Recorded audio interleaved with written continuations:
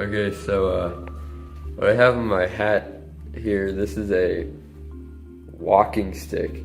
It's one of the largest of the order actually that we have in at least Virginia. Isn't it one of the biggest in the United States?